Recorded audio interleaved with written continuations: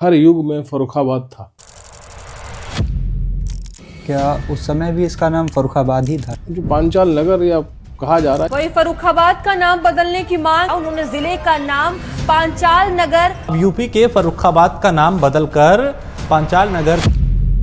ये पांचाल नगर दरअसल में नहीं है, ये पूरा पांचाल प्रदेश है। बंगश ने फर्रुखसियर के नाम पे इसका नाम फर्रुखाबाद रखा था। उससे पहले क्या नाम था? अगर आज कोई नया लिखने बैठे इतिहास तो वो लिख तो कुछ भी देगा, लेकिन उसको जब तक तथ्यपूर्ण ढंग से जब तक नहीं हम आगे लेके आएंगे तो हम कुछ भी कहते रहें। खुला खेल फर्रुखाबादी बोलते हैं लोग। ये शब्द बयां क्या करता है?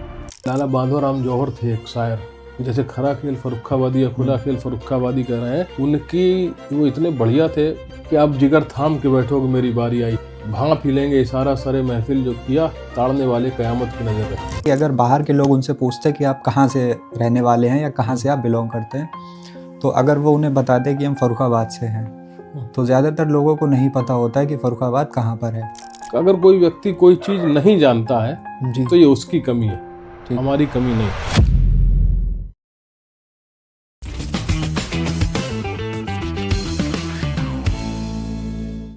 नमस्कार, मेरा नाम है अनुराग नंदन।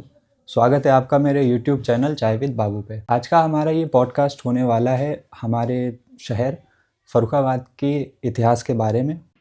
नमस्कार भूपेन जी। नमस्कार, बहुत बहुत स्वागत है आपका हमारे चैनल पे। आपका भी आभार कि आप हमारे साथ धन्यवाद। तो जैसा हम लोग जानते हैं कि फर्रुखाबाद के बारे में ज़्यादातर लोगों को कम चीज़ें पता हैं। असल में जो हमारे शहर का इतिहास रहा है बिल्कुल शुरुआत से, वो क्या रहा है? बिल्कुल शुरुआत से अगर आप देखें तो हर युग में फर्रुखाबाद था। ठीक। अब नाम इसका फर्रुखाबाद बाद में हुआ, 17वीं 18वीं शताब्दी की बात है, लेकिन फर्रुखाबाद का जो भौगोलिक परिक्षेत्र है वो हर युग में उसकी प्रासंगिकता रही है और संदर्भ में रहा है। ठीक। कपिल मुनि, उसके बाद में वाल्मीकि रामायण में उल्लेख मिलता है काम्पिल्य और शंकास्य नगरी का। क्या उस समय भी इसका नाम फर्रुखाबाद ही था? नहीं, उसके बारे में बताएंगे आपको। शंकास्य नगरी राजा जनक के भाई कुशध्वज की राजधानी कही जाती है, वाल्मीकि रामायण में उसका उल्लेख है।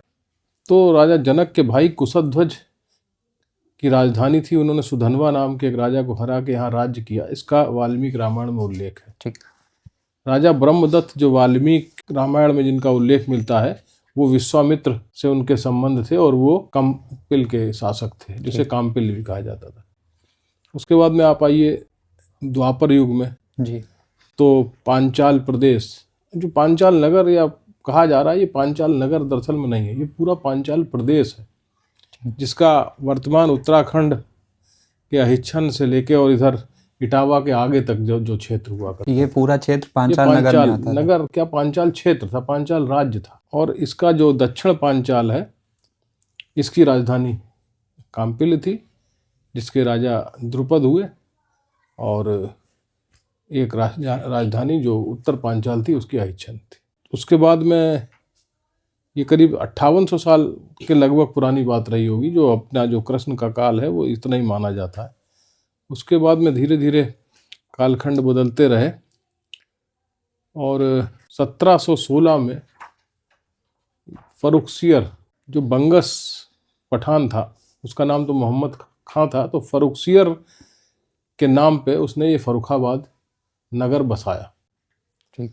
और फर्रुखसियर चूँकि मुग़ल शासक था, तो फर्रुखसियर और जहांदार खां उसके भाई के बीच में जब सत्ता संघर्ष हुआ तो बंगस खां जो एक पठान था और बहादुर था, उसके पूर्वज मऊ रशीदाबाद में आ गए थे, जो कायमगंज के पास है, सबसे पुराना। जैसे जब इस बंगश ने फर्रुखसियर के नाम पे इसका नाम फर्रुखाबाद रखा था, उससे पहले क्या नाम था? क्या वो सिर्फ पूरा पांचाल प्रदेश था? पांचाल प्रदेश था और काम्पिल का क्षेत्र था। ठीक। काम्पिल का क्षेत्र था ये ना, जैसे अपने षोडश महाजनपद है उनमें भी इनका उल्लेख मिलता है। ठीक। इधर बहुत बड़ा एक राज्य था कान्यकुब्ज, जी।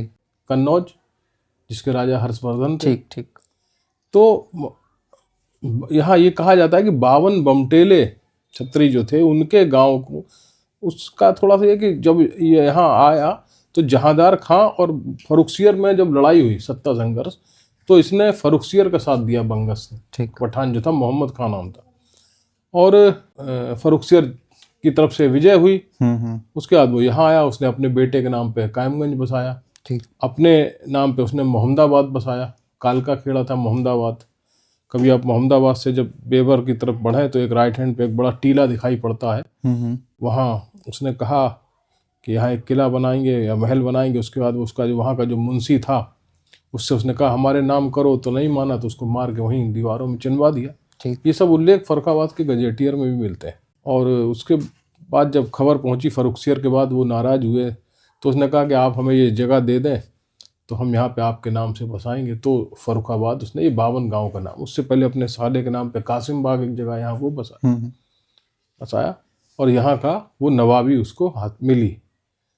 इसमें कोई शक नहीं है कि उसने जब वो नवाब बन गया, कोई भी आदमी को अगर कोई चार्ज दायित्व मिलता है और वो थोड़ा करने वाला होता है काम का, तो वो उसको बढ़ाता है। तो फर्रुखाबाद में उसने कुछ काम किया, और यहाँ की जो कला थी, यहाँ की जो कृषि थी, उन सब के लिए बंगस का जो बंगस की पूरी 1714 से लेके और ये जो कालखंड रहा 1765 तक 75 तक, उसमें उसके परिवार के लोग जो उत्तराधिकारी रहे उन्होंने काम किया। ठीक। उसके बाद में ये अवध के नवाब के कंट्रोल में आ गया 1775 के आसपास, और 10 नवंबर 1801 को अवध के नवाब से अंग्रेज़ों ने एक समझौता किया, और ये जिला बनाने के लिए, क्योंकि जिले का कॉन्सेप्ट उसके बाद ही आया। अच्छा। लोग, आप अभी कह रहे थे कि लोग कहते हैं जब जिले का कॉन्सेप्ट ही नहीं था, जिले की कल्पना ही नहीं थी, तो 1714 में जिला तो बना नहीं होगा। बिल्कुल। जिले की भौगोलिक सीमाएं किस रूप से डिसाइड होंगी, ये जब उस जिला बना, यहाँ पे कलेक्टर आया, यहाँ पे मिंट मास्टर आए, उसके बाद में कलेक्टर आए, डिस्ट्रिक्ट जज आए, पूरी जो उनकी अवस्थापना होती है प्रशासनिक, वो हुई अंग्रेज़ों की। कैंट यहाँ पे डेवलप किया गया। तो वो सब बात की बात है। जो कुछ भी है इतिहास, वो अगर आज कोई नया लिखने बैठे इतिहास, तो वो लिख तो कुछ भी देगा, लेकिन उसको जब तथ्यपूर्ण ढंग से जब तक नहीं हम आगे लेके आएंगे, तो हम कुछ भी कहते रहें। हम बता दें कि हमारे पूर्वज यहाँ के राजा थे, तो हम कहने को तो कुछ भी कह सकते हैं, लेकिन जब हमारे पास फैक्ट्स नहीं है, हमारे पास पूरी बात की जानकारी नहीं है, या हमारा कोई पूर्वाग्रह अगर है, तो हम कभी भी सही इतिहास सामने नहीं ला सकते। और आज इस बात की ज़रूरत है कि लोग अपने गांव, अपने ज़िले, अपने नगर और अपने देश प्रदेश का सही इतिहास जानें। तो हम लोग जिस शहर में रह रहे हैं फर्रुखाबाद में, इसकी ऐसी कौन कौन सी जगहें हैं जो इतिहास इसका बयां करती हैं? पूरा फर्रुखाबाद इतिहास से भरा पड़ा है। अब कन्नौज ज़िला अलग हो गया, जब तक कन्नौज इसमें एक था, और कन्नौज से कंपिल तक बड़ा क्षेत्र हुआ करता था। राजा ब्रह्मदत्त कंपिल के राजा थे, वाल्मीकि रामायण के काल को बता रहा है। उसके बाद द्रुपद हुए, द्रोणाचार्य हुए जी। पांडव अज्ञातवास में आए। ये पांचाल थे, वो कुरु थे, पांडव कुरुवंशी थे, वो यहाँ आए, अज्ञातवास में रहे। द्रोणाचार्य और द्रुपद की जो आपसी संघर्ष हुआ, उसमें पांडवों ने द्रोणाचार्य का साथ दिया क्योंकि उनके शिष्य थे। और यहाँ के फर्रुखाबाद का पन्ना वाला बाग पांडवेश्वर महादेव मंदिर, जो जैसी मान्यता है कि उन्होंने स्थापना की अज्ञातवास में। उसके बाद काम्पिल और संकास्य नगरी, ये दो, आप कभी कभी हम लोग नेट पे जब सर्च करते हैं तो एक नाम के कई शहर हमें मिल जाते हैं, लेकिन काम्पिल और संकास्य नगरी दूसरी हमें तो भारत में भी कोई मिली नहीं। कपिल मुनि से संबंधित रहा काम्पिल, तो उनका वहाँ पे अब शुरू से देखें तो एक शत्रुघ्न जी की ने जिस शिवलिंग की स्थापना की, कहा जाता है माता सीता द्वारा जो पूजा की जाती थी जिस शिवलिंग की, वो जब लवणासुर को मारने शत्रुघ्न गए तो उन्होंने कहा जो अच्छा पवित्र स्थान मिले, अच्छा लगे, उस पर यहाँ स्थापना कर देना। तो कंपिल में जो रामेश्वर नाथ मंदिर है, वो वही शिवलिंग है मान्यता के अनुसार जिसकी शत्रुघ्न जी ने स्थापना की थी। ठीक, वहीं पे जो द्रौपदी का जहाँ प्राकट्य हुआ, द्रौपदी याज्ञसेनी कहलाती है। अपने देश में दो ऐसी नारियां हुई हैं जिनका प्राकट्य हुआ है, जन्म नहीं हुआ, बायोलॉजिकली जिनका जन्म नहीं हुआ। एक तो है माता सीता जो भूमिजा कहलाती हैं, भूमि से मिली थी राजा जनक को, और दूसरी यज्ञ से प्रकट हुई द्रौपदी। याज्ञसेनी कहलाती हैं, और उनके भाई धृष्टद्युम्न, जो दोनों यज्ञ से प्रकट हुए, जिन्होंने देश में एक नया वृत्तांत दिया, दिशा बदलने का बहुत बड़ा काम किया। सीता जी देखिए अलग त्याग की मूर्ति हैं, द्रौपदी ने संघर्ष की, और शायद आज गीता जो पूरे देश और दुनिया को राह दिखाने वाली है, वो अगर द्रौपदी न होती तो शायद गीता भी नहीं मिलती। कई लोग प्रश्न करते हैं कि सीता को वनवास दिया या द्रौपदी की वजह से संघर्ष हुआ, ये सब पूर्व रचित होता है। अगर हम अवतार की परंपरा को मानते हैं तो ये सब भगवान की अपनी रचनाएं हैं, अपनी उन्होंने जो बना रखा है कि हमें भविष्य में ये करना, उसके माध्यम है ये सब। तो इसके बाद में संकिसा, हमने जैसा बताया कुशध्वज की राजधानी थी। उसके बाद में भगवान बुद्ध के वर्षावास से संबंधित भी कहा जाता है। कहा तो जाता है कि स्वर्ग से भगवान बुद्ध आए थे, ठीक। यहाँ उनकी मौसी जी रहती थी, लेकिन अपने आप में बहुत अच्छा स्थान है। अभी तो कई देशों ने वहाँ पे अपने मंदिर बना रखे हैं, चैत्य बना रखे हैं संकिसा में। हाँ, और सम्राट अशोक ने भी कुछ वहाँ पे मूर्तियाँ कुछ बनाए हैं, अभी भी कुछ स्तंभ वहाँ पे हैं। एक टीला है जिस पे बिसैरी देवी भी कही जाती हैं, उनका बुद्ध से भी संबंध बताया जाता है। और बाकी बाबा नीम करोली का एक धाम है, जो हालांकि बाबा नीम करोली का इतिहास तो अभी पिछले शताब्दी का ही है, लेकिन उनको हनुमान जी का भक्त बताया जाता है, और उनके भक्त पूरे दुनिया में। अभी क्या है कि कैंची धाम बहुत लोग जा रहे हैं।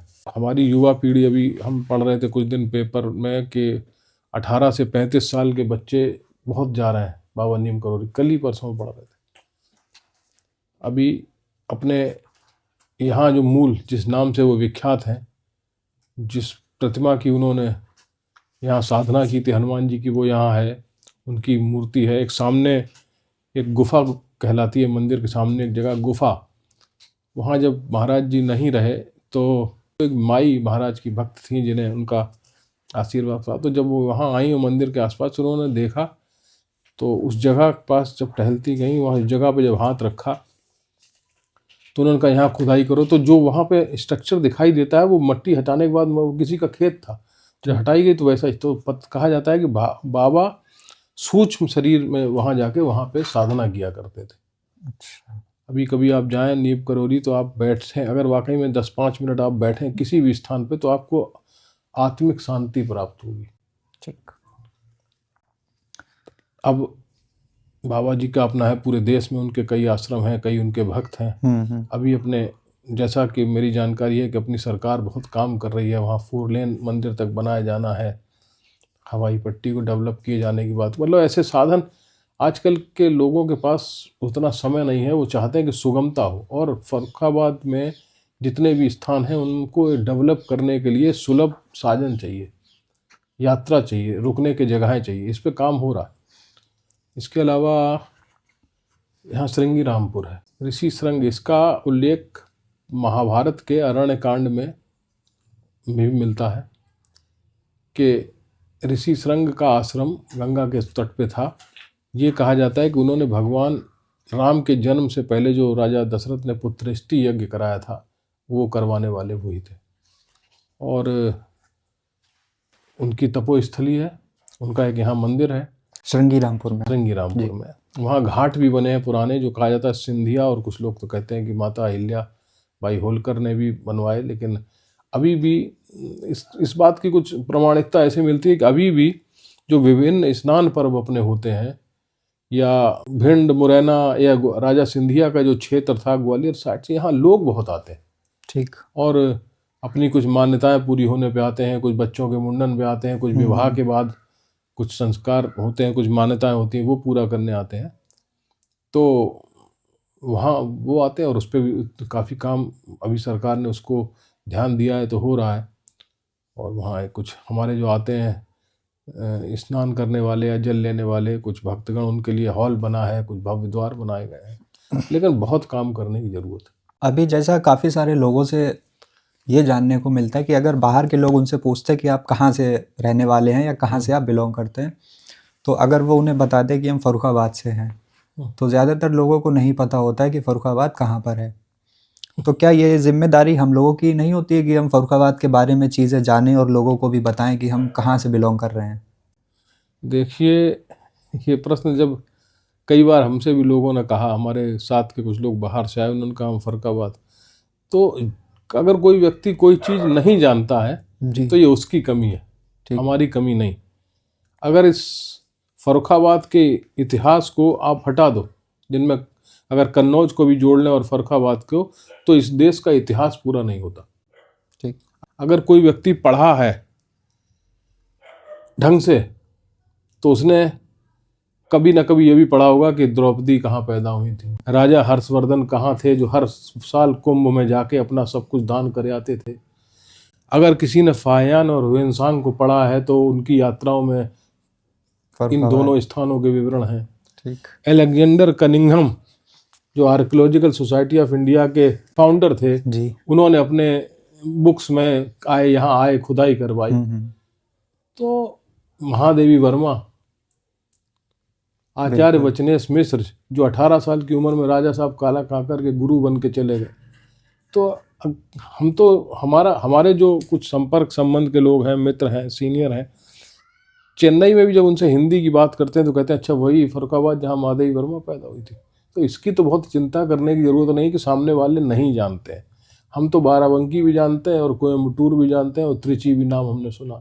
ये तो हमारे ऊपर डिपेंड कर रहा है कि हम क्या जानना चाह रहे हैं, और वो लोग ढंग से पढ़े ही नहीं। अगर हाँ, एक चीज़ और रही कि जो हमारा इतिहास है उसको कुछ इस तरीके से पढ़ाया गया कि उसमें 3 पोर्शन है, आप लोगों ने पढ़े होंगे। एक तो प्राचीन प्राग ऐतिहासिक काल जिसमें हड़प्पा मोहनजोदड़ो पे सब निपटा दिया गया। एक मध्यकालीन में इनका बलबन और खिलजी और मुगलों का इतिहास पढ़ा के निपटा दिया गया है। उसके बाद में स्वतंत्रता संग्राम का 1857 में कांग्रेस के महिमा मंडन के साथ निपटा दिया गया। आज तक इस देश में शहीद का दर्जा किसी के पास नहीं है। जिनके जेल डॉक्यूमेंट मिल गए, भगत सिंह के मिले नहीं, लाहौर में थे। चंद्रशेखर आजाद कभी जेल गए नहीं। ठीक। तो इतिहास में क्या ये अगर हड़प्पा मोहनजोदड़ो पढ़ाया जा सकता है हजारों साल पुराना, तो 5000 साल पहले के इतिहास ही तो थे। कृष्ण का 5800 साल पहले भगवान कृष्ण, उनका कालखंड, उसको वो बिल्कुल इतिहास से उस तरीके से गायब है। बिल्कुल। बुद्ध का काल बहुत थोड़े दिनों में, कहा तो जाता है कि भगवान बुद्ध के 24 अवतार हुए। उनके पूर्व जन्म की कथाएं जातक कथाओं के रूप में सुनाई जाती। लेकिन जगत गुरु शंकराचार्य, आदि शंकराचार्य, इनको पढ़ा है आपने? क्या उनका कोई योगदान था इस देश में? तो इतिहास को हमने बताया ना, इतिहास आप अपने हिसाब से कुछ भी लिख लें, लेकिन कुछ आप बताएंगे, कुछ हम बताएंगे, कुछ और बताएंगे, कोई तो सब समग्र रूप से अगर लेके आया जाए तो इतिहास इस देश का दूसरा है। अभी आज़ादी का अमृत महोत्सव हुआ, हमारे प्रधानमंत्री जी ने कहा कि हर गांव में, हर नगर में ऐसे क्रांतिकारी रहे होंगे, ऐसे लोग रहे होंगे जिन्होंने कुछ न कुछ आहुति अपनी प्राणों को दी होगी। बिल्कुल। हमने फर्रुखाबाद के पंडित रामनारायण आज़ाद हैं, बहुत क्रांतिकारी हैं यार। रामनारायण आज़ाद के अलावा और भी हमने मैगजीन्स लिखी, उनमें लिखा, लेकिन उनका डिटेल मिला। अंग्रेजों ने तो सबको गुंडा और आतंकवादी जो भी कह सकते थे किया है, लेकिन वो लड़े, उनके डॉक्यूमेंट मिले, ब्रिटिश खुफिया आर्मी की रिपोर्ट मिली, ICHR की रिपोर्ट मिली, कुछ हमने पढ़ा, कुछ अपने बड़ों से पूछा, तो निकल के आया। तो शायद उसी की प्रेरणा रही कि वो एक पुस्तक अग्निगाथा के नायक शहीद रामनारायण आज़ाद मेरी लिख गई है और आ गई है। आप उससे अमेजॉन और फ्लिपकार्ट पे देख सकते हैं।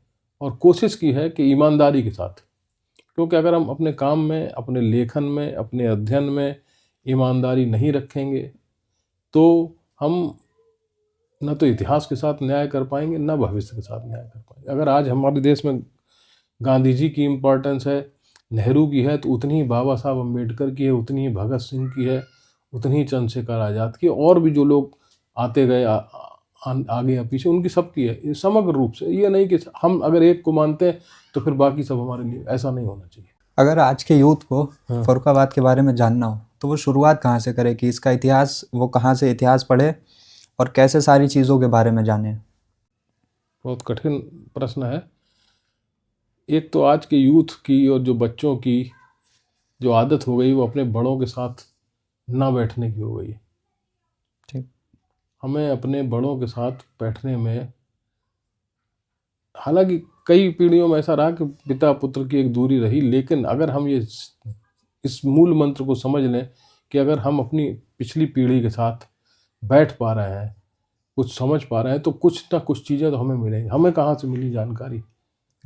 हमने अभी बहुत पढ़ने का टाइम, अभी तो सिर्फ हमारा ऑब्जर्वेशन है। फर्रुखाबाद में कुछ अच्छे लोग हैं, हिंदी के लिए काम करने वाली डॉक्टर रजनी सरीन हैं, ठीक। डॉक्टर रामकृष्ण राजपूत हैं, डॉक्टर राजकुमार सिंह हैं, डॉक्टर शिवम अंबर हैं, और भी बहुत से लोग ऐसे हैं इस समाज के जी। जो जिनके पास हम बैठते हैं तो बहुत कुछ सीखने को मिलता है।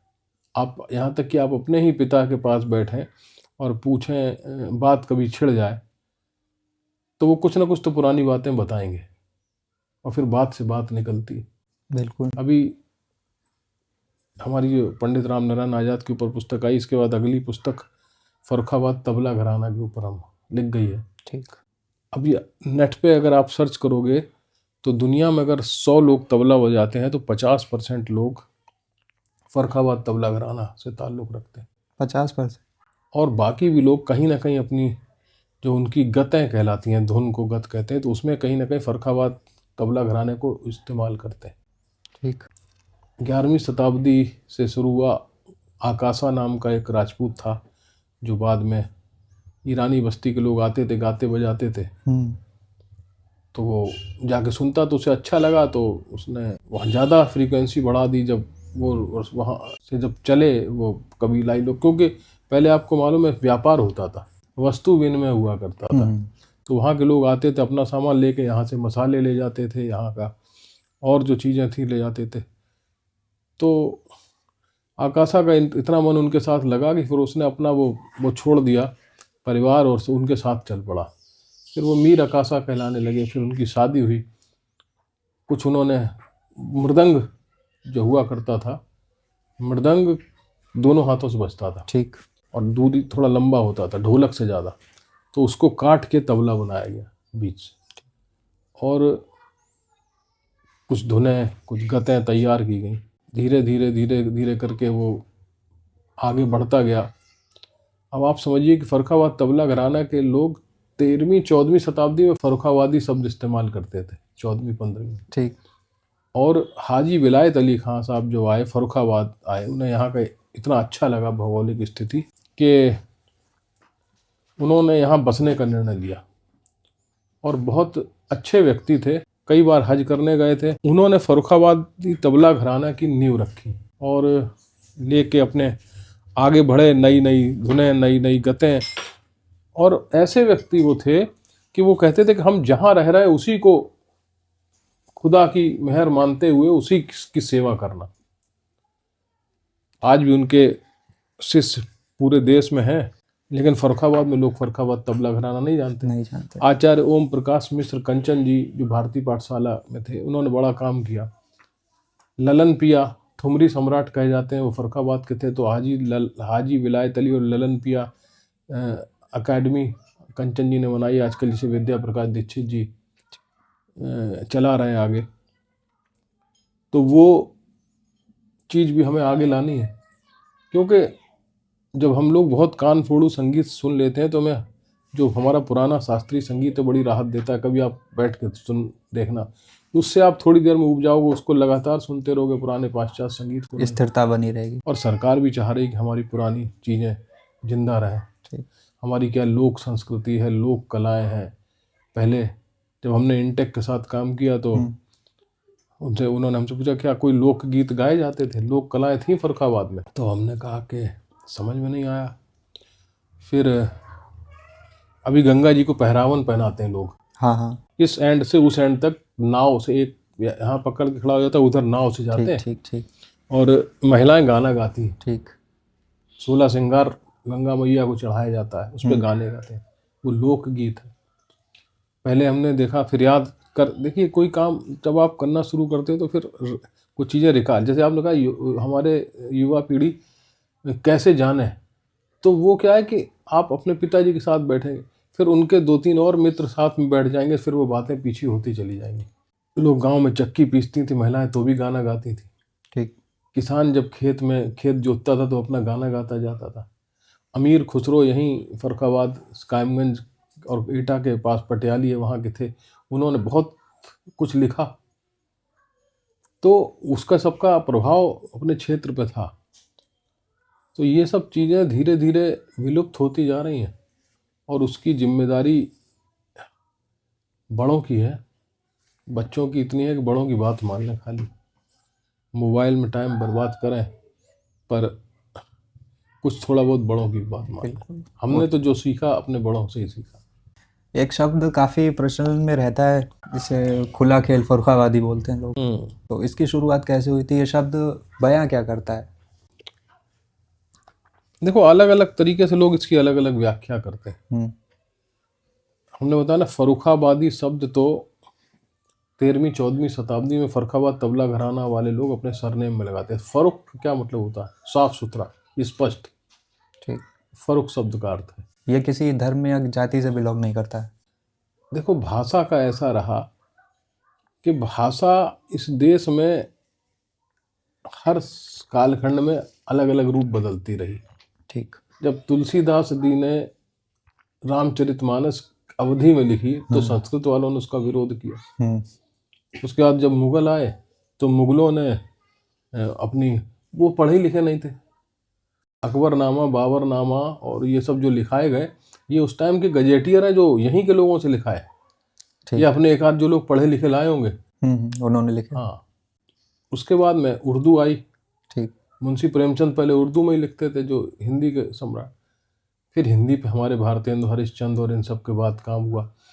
मेरा मानना है कि 1875 से लेके और 2020 तक जो लोग पैदा हुए, उसी में हमारी महादेवी वर्मा थी, आचार्य वचनेश मिश्र थे, मैथिली शरण, जो भी रामधारी सिंह, जो भी लोग रहे, उन्होंने हिंदी पे काम किया। तो उर्दू से या भाषा से उसका मतलब नहीं है। जो फर्रुख शब्द था वो स्पष्ट यह था। तो खुला, कुछ लोग कहते हैं कि फर्रुखाबाद में टकसाल थी। टकसाल क्या होता है? मतलब पैसा जहाँ छप बनता था। अच्छा। जो बाद में कलकत्ता चली गई, तो यहाँ का सिक्का जो है वो, यहाँ की मुद्रा बहुत खरी थी, जो विदेशों तक व्यापार में काम होती थी, और उसको उसकी वैल्यू थी। ठीक। तो खरा खेल। कुछ लोग कहते हैं यहाँ लोग अपनी बात के बड़े धनी थे, जो कह दिया वो स्पष्ट बात है, घूमी फिरी बात नहीं है, तो उसके लिए खरा खेल फर्रुखाबादी। बहरहाल कई फिल्मों में इस खरा खेल फर्रुखाबादी का इस्तेमाल किया। फर्रुखाबाद के लाला बांधोराम जौहर थे एक शायर, जैसे खरा खेल फर्रुखाबादी या खुला खेल फर्रुखाबादी कह रहे हैं, उनकी वो इतने बढ़िया थे। बताते हैं कहीं बजरिया मोहल्ले में रहते थे कि आप जिगर थाम के बैठोगे मेरी बारी आई, सुना होगा शायद तुमने कभी, लोग कहते हैं। या भांग पी लेंगे इशारा सरे महफिल जो किया, ताड़ने वाले कयामत की नज़र रखते हैं। कई बार लोग कहते हैं ताड़ने वाले कयामत। ये लाला माधोराम जौहर फर्रुखाबाद। अब यहाँ उनके बारे में बहुत जानकारी नहीं मिलती। रेखता एक साइट है, उस पर आप डालो तो उनके बारे में जानकारी मिलती। तो लेकिन हाँ, फर्रुखाबाद के आदमी की कुछ क्वालिटी तो थी, जो ये बात जो है वो मुहावरा जो है फेमस है और पूरे देश में हर व्यक्ति इस्तेमाल कर लेता है। पत्रकार भी हमने देखा कई बार इस्तेमाल कर लेते हैं, कई बार फिल्मों में भी, कई फिल्मों में इस्तेमाल हुआ। भारत के स्वतंत्रता आंदोलन में फर्रुखाबाद का कितना महत्व रहा है? एक हमारी बड़ी बहन जैसी हैं, चेन्नई में रहती हैं, डॉक्टर जमुना कृष्ण राज। उनके फादर एयरफोर्स में थे, और जब आगरा में वो पैदा हुई तो उनका नाम जमुना रख दिया गया। उनकी एक बहन प्रयाग में पैदा हुई तो गंगा रख दिया गया, एक बहन। वो हिंदी के लिए बहुत काम करती हैं। वो, उनसे जब हमने ऐसी बात होती है तो हमने कहा कि उत्तर प्रदेश के जो हमारे स्वतंत्रता संग्राम सेनानी हैं, या उत्तर भारत के, इनके बारे में हम बहुत जानते हैं, साउथ का कुछ बताइए। तो उन्होंने एक पुस्तक में भेजी, दक्षिण भारत के क्रांतिकारी। ठीक। तो जो आपने कहा कि हमारे फर्रुखाबाद का क्या योगदान था, हमें तो लगता है कि इस देश के हर गांव के व्यक्ति का स्वतंत्रता संग्राम में योगदान था। और उस योगदान का मतलब यही नहीं था कि वो हथियार लेके लड़ाई लड़ रहा है या किसी राजनीतिक दल के साथ नारे लगा रहा है या किसी बड़े नेता का लड़का है जो विलायत में पढ़ के आया और फिर यहाँ राजनीति करने लगा और स्वतंत्रता संग्राम की बात कर रहा है। अगर आप पूरा इतिहास स्वतंत्रता संग्राम को उठा के देखें तो 1857 का जो कहा जाता है पहली क्रांति, जिसको लोग कहते हैं कि वो सफल नहीं हुई, लेकिन उसका नाम हमेशा हम लेते हैं। सफल होना ना होना एक अलग बात है, लेकिन वो जो चिंगारी, जो ज्वाला जगाई गई, वही बाद में आज हम मापदंड के तौर पर इस्तेमाल करते हैं। अगर मंगल पांडे जैसे लोग ना होते और तात्या टोपे, रानी लक्ष्मीबाई, सबका अपना अपना वो था, तो जुड़े तो बहुत लोग और जुड़ते चले गए। अग्निगाथा के नायक पंडित रामनारायण आजाद की पुस्तक को लिखना शुरू किया तो हमें पता नहीं था, हमसे कहा गया लिखो। उनके वंशज हैं, आज वो स्वतंत्रता संग्राम सेनानी आश्रित परिषद जो है उसके राष्ट्रीय पदाधिकारी हैं जी। और उन्हें खुद भी नहीं पता था, ठीक। क्योंकि उनके पिताजी और हमारे पिताजी बहुत अच्छे मित्र थे, सुनते थे, लेकिन उन्होंने बहुत ज़्यादा, और पहले इतना संजोने का काम भी नहीं था, ज़रूरत भी नहीं थी। ठीक। ज़रूरत इसलिए नहीं थी कि सब अपने तरीके से अपने समाज के लोगों को प्यार करते थे, देश को प्यार करते। अब हमें देश का प्यार करने के बारे में बताने की ज़रूरत पड़ रही है। पहले कोई भेदभाव नहीं था। एक बात भेदभाव पे बता दें, हमारे समाज में ऊंच नीच भी बहुत नहीं थी। अपने जो समाज का सबसे नीच निकृष्ट काम था वो क्या था? वो था डोम का, जो शमशान घाट पे मुर्दे जलाते था ना। और राजा हरिश्चंद्र जो भगवान राम के पूर्वज थे, उन्होंने डोम का काम किया था, सबसे नीच काम किया था। तो भेदभाव ऊंच नीच नहीं थी, हमने खुद नहीं महसूस किया। हमारे साथ सब लोग, हम जानते भी नहीं थे कि कौन किस जात का हमारा दोस्त है, और आज भी दोस्ती है हमारे बच्चों के साथ।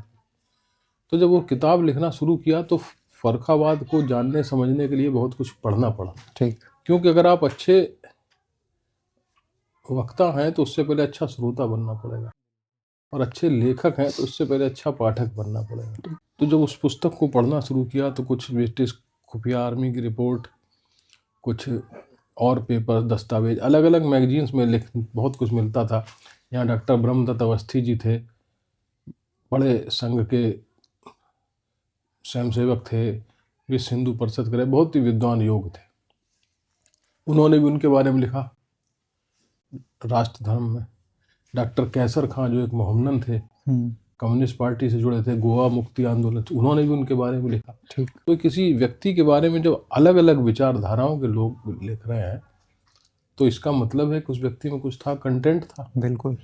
और अलग अलग विचारधाराओं के लोग, विचारधारा अलग थी लेकिन सब राष्ट्र प्रेमी भी थे। ऐसा भी नहीं कि वो अपने देश से प्रेम नहीं करते हो।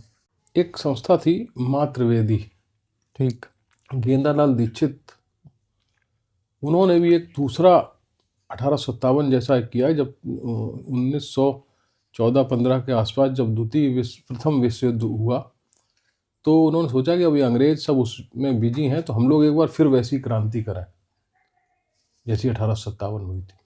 लेकिन वो भी किसी गद्दारी की वजह से फेल हो गई। उस टाइम वो जो लड़ाके थे देश के लिए लड़ने वाले, उनको सैलरी देते थे वो गेंदालाल दीक्षित। ठीक। और उनके लिए विदेश तक से अखबार आता था जिसे वो पढ़ते थे। और गेंदालाल दीक्षित ने अपने लोगों को फर्रुखाबाद में बम बनाना सीखने के लिए भेजा था। जो पंडित रामनारायण आजाद जो साहबगंज चौराहे पे पैदा हुए और शाहजी की विश्रांति जो गंगा के तट पे है, वहाँ पे उन्होंने अपना एक कारखाना जैसा डेवलप कर लिया था, वर्कशॉप बना ली थी। ठीक।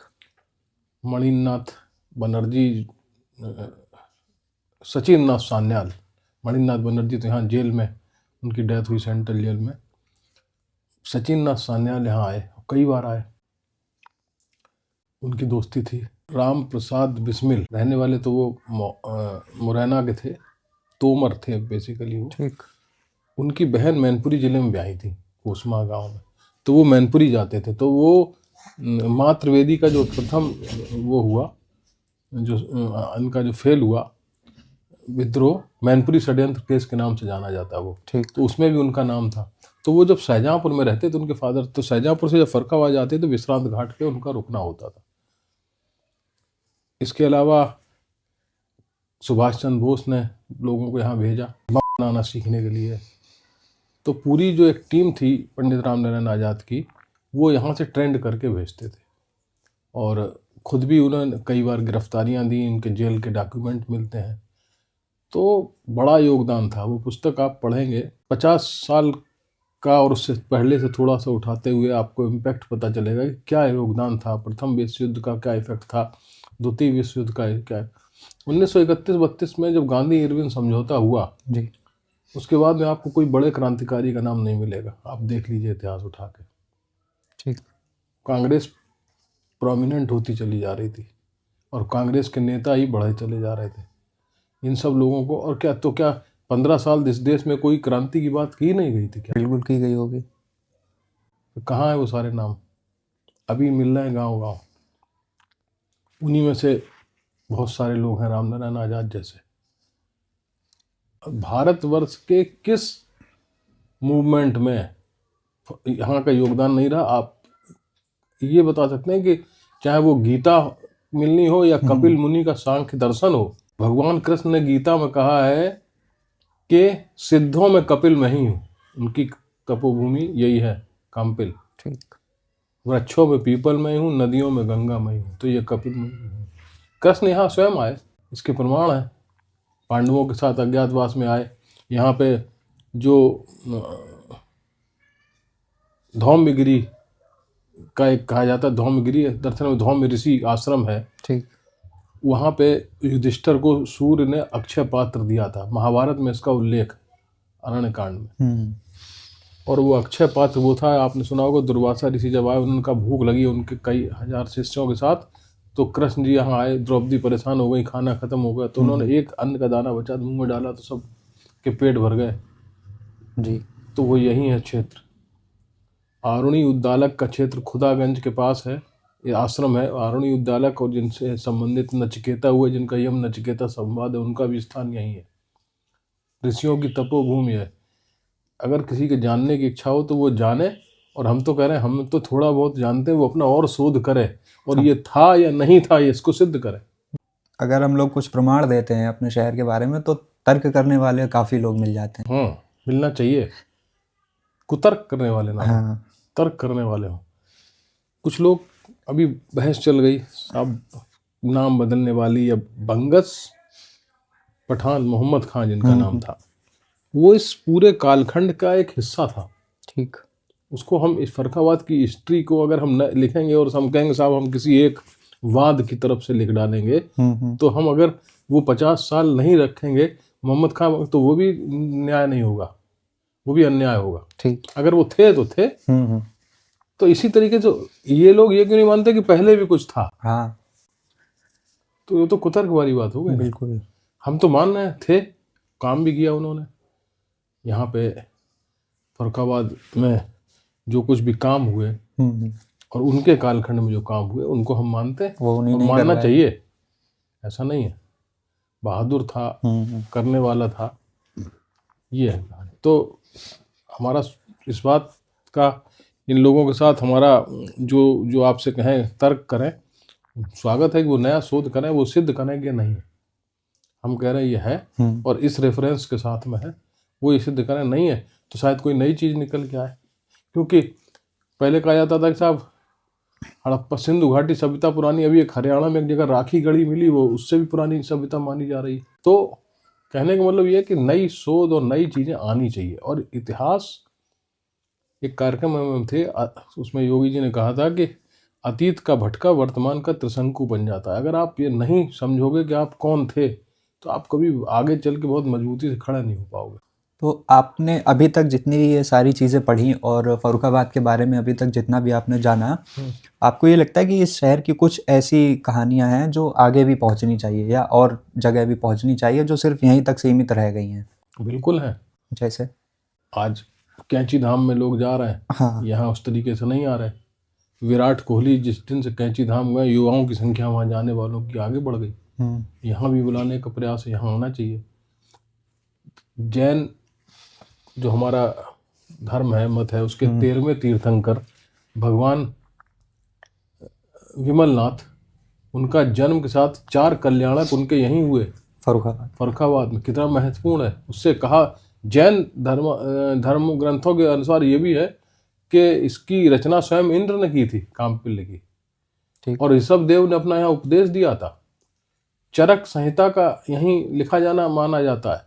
स्वामी विरजानंद ने स्वतंत्रता संग्राम के लिए एक बड़ा आयोजन किया और कई राजाओं को बुलाया। उनकी सहमति या उनकी मीटिंग जो है वो यहीं कामपिल के जंगलों में हुई। ठीक। तो बहुत कुछ है, अभी काम हो रहा है। अभी पर्यटन विभाग यहाँ काम कर रहा है, अभी सरकार काम कर रही है, अभी शासन प्रशासन काम कर रहा है। अभी अब हम जनप्रतिनिधि भी अपने अपने तरीके से उठा रहे हैं। ऐसा नहीं हम किसी को बुरा कहने लगे किसी के बारे में, उससे क्या होने वाला। अच्छा बताओ, अगर कोई व्यक्ति जनप्रतिनिधि है तो उसका अपना कुछ है ना, सब लोग बन जाए। नहीं, जिले में 4 ही क्यों है इतनी बड़ी आबादी, तो वो सब अपना काम करते हैं। लेकिन क्या गंदगी ना करें, ये तो हम कर सकते हैं ना। बिल्कुल। पॉलीथीन ना इस्तेमाल करें, तो हम गंगा स्वच्छता से भी जुड़े हैं। गंगा किनारे लोग मूर्तियां भी फेंका रहे हैं, फोटो भी फेंका रहे हैं, फोटो फ्रेम भी फेंका रहे हैं, शीशा भी फेंका रहे हैं, कांच भी फेंका रहे हैं, और फिर उन सारी चीज़ों का दोष देते हैं प्राइम मिनिस्टर को। यहाँ पे एसटीपी बने, उन पे काम हो रहा है। यहाँ का छपाई का काम शिफ्ट हो गया, अभी क्या एसटीपी से काम हो रहा है। यहाँ की 7 कम्युनिटीज के चर्चा के बिना फर्रुखाबाद की चर्चा अधूरी रहती है। उन्हें फ्रांस में नाइटहुड की उपाधि प्राप्त हुई। उन्होंने एक ट्री ऑफ जॉय बनाया था 256 ब्लॉक से, वो पूरी दुनिया में फेमस हुआ। आज सदवाड़े के नाम पे पूरी दुनिया जानती है। यहाँ जरदोजी का काम हो रहा है, कारीगर काम कर रहे हैं। तो अभी हमारे ब्लॉक इतने अच्छे बनाए जा रहे हैं। अभी आईआईटी की टीम परसों नरसों आई थी, इतने अच्छे ब्लॉक बना रहे हैं लोग कि उन ब्लॉक अब है क्या कि वो सिर्फ वर्कर हैं, उनकी वर्कमैनशिप को डेवलप नहीं किया जा रहा। जो वो ब्लॉक बना रहे हैं, अगर वही ब्लॉक थोड़े और सुंदर ढंग से बनाए तो वो शोपीस की तरह काम कर सकते हैं। जैसे सहारनपुर में काम हो रहा है, लड़कियां काम कर रही हैं छोटी छोटी, कितना पैसा मिल रहा होगा, आंखों में जोर पड़ रहा है। हमें आप अपने चैनल के माध्यम से गवर्नमेंट की जो पॉलिसीज हैं उनके प्रति लोगों को अवेयर होने की ज़रूरत है। हमें खुद अपने आप में ये जानना पड़ेगा कि हम कितना कंट्रीब्यूट कर रहे हैं अपने शहर को अच्छा बनाने में, अपने जनपद को अच्छा बनाने में। कहना बहुत आसान होता है, हमने तो कुछ पढ़ा नहीं है, अभी सिर्फ ऑब्जर्वेशन है, जाना है। लेकिन कोशिश ये है कि जो जाने वो ठीक ठीक जाने। अभी हमने एक अभिव्यंजना संस्था की तरफ से पिछले साल कराया चिट्ठी लिखो प्रतियोगिता। चिट्ठी लिखो अपने मामा को कि क्यों वो हमारे शहर आए। ठीक। टीचर्स को पॉइंट दे दिया कि बताओ ये है, ये है, ये है, गंगा जी हैं, बाबा नीम करोरी हैं, पंडा वाला बाग है, गुरुगामा। तो बच्चे लिख रहे हैं चिट्ठी। चिट्ठी लिखना भूल गए लोग। अब वो सारी चीज़ें उसमें वो लोग लिखो कि पॉइंट वाइज लिख रहे हैं, इसलिए आए। तो ये हमने आपको बताया कि हमें एक अंतर्दृष्टि जागृत करनी पड़ेगी। हमें बाहर से और अंदर से देखने का तरीका अपना डेवलप करना पड़ेगा। हम कोई भी काम करें तो उसके पीछे हमारे उद्देश्य बहुत साफ होने चाहिए और बहुत इस प्रकार से होने चाहिए कि हमें उससे क्या निकालना है। जैसे हम पहले भी एक बार कहते हैं, हमने सबसे सस्ता दूध होता है, ठीक, उससे महंगा दही, उससे महंगा मक्खन और उससे महंगा घी। तो सब एक प्रोसेस, एकदम से नहीं कुछ होता, एक प्रोसेस है। तो हम उस प्रोसेस में अपने को कहाँ पाते हैं, ये हमारे लिए बहुत बड़ी जिम्मेदारी। सबकी जिम्मेदारियां कर भी रहे हैं। आप जैसे नौजवान अब इस लाइन में आगे बढ़े हैं, बहुत से लोग हमारे साथ जुड़े हैं। हमारी संस्था संवेद में शहर के ऐसे बहुत से बच्चे हैं, बड़े हैं, जो अलग अलग विधाओं में काम कर रहे हैं और उनको सकारात्मक परिणाम भी मिलजुल के आगे बढ़ने का मिल रहा है ना। अकेले अगर कोई व्यक्ति हमारे साथ में जुड़ा है और वो कोई कार्यक्रम करना चाहता है तो कोई नहीं तो हमारे 40 लोग तो जुड़े हैं, वो आने को तैयार हैं। बिल्कुल। तो 40 को देख के तो भीड़ जगेगी, तो मीडिया भी थोड़ा ध्यान देगा। आपके ऊपर ध्यान कोई तब देगा जब आप वाकई में कुछ कर रहे होगा। हमें लोगों को जोड़ना है, अच्छे काम में जोड़ रहे हैं तो कैसे अपने हर सोशल वर्क के साथ अटेंशन किस तरह किसको मिलना है, इस पर ध्यान देना पड़ेगा। हर हफ्ते जैसे गंगा जी में सफाई हम लोग जा रहे हैं, लोगों को अवेयर करते हैं। तो बहुत से काम ऐसे कर रहे हैं। हमें मालूम भी है कि हम बहुत काम करेंगे तो उसका इम्पैक्ट कितना आएगा, लेकिन कुछ तो आएगा। बिल्कुल। जहाँ पैसा मिल रहा है वहाँ के लिए तो हम काम कर ही रहे हैं, बिना पैसा लिए हम दे क्या रहे हैं। आदमी को अंत में लकड़ी भी चाहिए होती है। 7 कुंटल तो हम क्या इतने पेड़ लगा रहे हैं कि उसमें 7 कुंटल लकड़ी हो पा रही है। हर व्यक्ति अगर सोच ले कि हमें कुछ करना है, जी गिलहरी प्रयास अगर करेगा अपने शहर के लिए, अपने को जानने के लिए, सबसे पहले तो अपने को जानो ना। मनुष्य का शरीर है, जानो। कोई भी व्यक्ति हो, आप कोई भी जात के हो, कोई भी धर्म के हो, अगर आप ये तय कर लो हम अच्छे लोगों के साथ, अपने बच्चों से कहना एक अपने बड़ों के साथ बैठने की आदत डालें, है ना। बड़ों से कहना यह है कि वो बच्चों की भावनाओं को भी समझें, अपनी बातें थोपने का प्रयास ना करें।